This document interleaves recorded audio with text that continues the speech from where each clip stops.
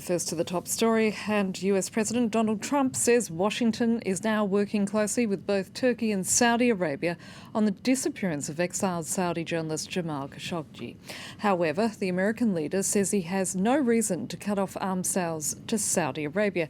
This as the Turkish President Recep Tayyip Erdogan has now accepted a Saudi offer to forge a new joint working group to investigate the case fully. Shirley Sitbon has more. Jamal Khashoggi has disappeared, but journalists want to keep him in the limelight. Like in this TV debate he was scheduled to attend. This other journalist, one of his friends, says Khashoggi wasn't concerned before returning to the Saudi consulate. He had been to the consulate. They received him very well, although they were initially surprised to see him, and promised him if he came back again a few days later, they would issue him with the papers he was after. So he felt it was okay, but apparently they prepared a trap for him. Turkish investigators have been waiting for days to search the consulate. According to the Washington Post, they assure having audio and video recordings proving the journalist was murdered inside. Governments across the world have pressed the Saudis to reveal what happened. The attitude taken by the U.S., an ally of the regime, is key. The State Department pushes the Saudi ambassador to give information. It's my understanding that he is on his way back to Saudi Arabia. We have said to him that we expect information upon his return to the United States. Donald Trump talks of taking measures to press the Saudis, but he's not willing to halt weapons deals just yet. I would not be in favor of stopping a country from spending $110 billion, which is an all-time record, and letting Russia have that money and letting China have that money. U.S. senators say they're ready to push further to get answers and could block new weapon deals before the year's end. Joining me now from London is Andreas Krieg, a Professor of Defence Studies at King's College. Andreas, the image of the young Saudi Crown Prince, who was very much touted as a breath of fresh air when he assumed power, that certainly has taken a battering in the last few days over this disappearance of the journalist, hasn't it? Absolutely. But to be honest, experts that know Saudi Arabia and the Gulf and who know Mohammed bin Salman and how he's come to power over the last 3 years said very early on already that this is actually just a propaganda war. He was, the Saudis invested tens of millions of dollars in Europe and in the United States to make him look like the new leader of the Middle East, a liberal reformer. Now, people who knew from the beginning were saying this is actually not true. If you look what's happening within Saudi Arabia, people are being detained, activists, dissidents, opposition figures, even people within the own family have disappeared. And now he's actually taking the next step and moving against people who are very vocal in criticizing the way that Saudi Arabia has becoming an even more robust, some people call it like a mobster state, since Mohammed bin Salman came to power. And he's taking action against anyone who's speaking out about it overseas. And I think the new dimension of what's happening now is that there is an individual who is not a dissident. Jamal was not a dissident. Jamal was someone who was writing as a journalist, but he was also very close to the Saudi circles, and taking him out, not just making him disappear, but as it seems, if you look at the evidence, make him possibly killing him, assassinating him in the consulate in Turkey. This is something that is a new dimension, and I think the world now is very well aware that the new Mohammed bin Salman and this new kingdom of Saudi Arabia under his leadership has become somewhat a rogue state. And I think the consequences will be quite dire for Saudi Arabia. But having said that, Andreas, Washington still seems reluctant to cancel any arms deals with the Saudis. So what impact, if any, is going to have this controversy going to have on ties between these two countries? No, I think this is going to have an impact on the U.S.-Saudi relationship.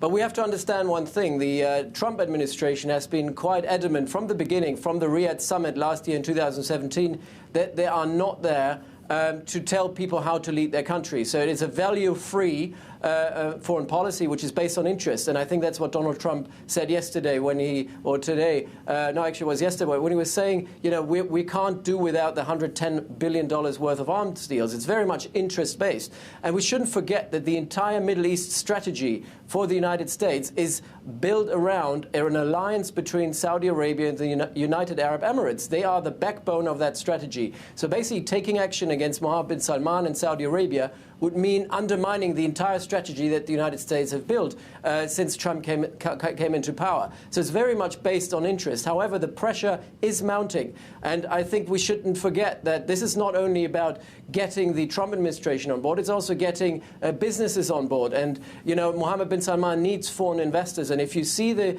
comments that came out of Washington and the Silicon Valley over the last couple of hours or days, suggest that basically those people that are needed to rebuild the country and get the investments into Saudi Arabia are now pulling out. Those people that he was able to lure into coming into Saudi Arabia and helping build a new kingdom are now stepping away and saying, actually, we don't want to have anything to do with a rogue state that is killing its own dissidents, not only at home, but also overseas. And there have been a lot of other crises piling up here. And I think this is the key. The key is that people who are thinking that things are going to change in Saudi Arabia are now suddenly surprised that things are taking a turn for the worst. And certainly the Turkish authorities have been very clear in saying that it was murder, and they're claiming they have video and audio tapes to prove it.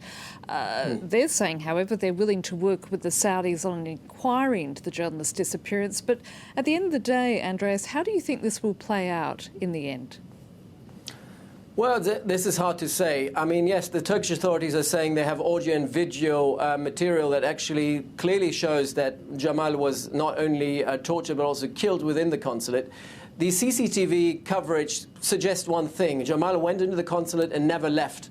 And we have this whole story about these 15 people coming from Saudi Arabia and then disappearing with boxes on 2 separate flights. So there are a lot of evidence there that the Saudis could answer for, but haven't answered. And when they did, they haven't really had any substantiated evidence for anything. The Turks are building a case now. They have evidence, but they are very careful in releasing it at this point. They want to have a very solid case that they then provide to intelligence services to the United States. And I do think that the Turks will use this as leverage to rebuild their own relationship with the Trump administration and showing that they are a partner to be relied upon, and possibly even a partner after Saudi Arabia, a partner that, you know, the United States could use in the Middle East, because America on their own can't exist within the Middle East. They need a partner on the ground. And I think the Erdogan government is now carefully building a case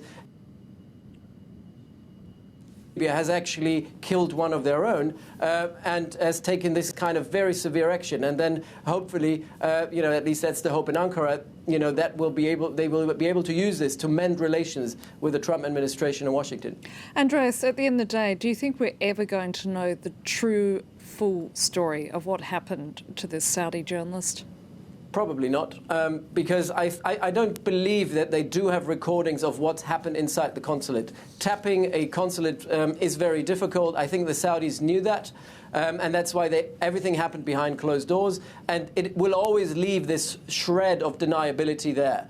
But to be honest, you don't always need, if you look at how you build cases in court, the evidence that is there now is overwhelming. The fact that Jamal has not reappeared, you know, the boxes, the individuals that came in there. If you look at that evidence, there is a very strong case there for the world to see that Saudi Arabia was involved in this. But 100% proof of what happened inside is probably very difficult to produce. Andreas, Krieg, we're going to have to leave it there. Thank you so much. Thank you.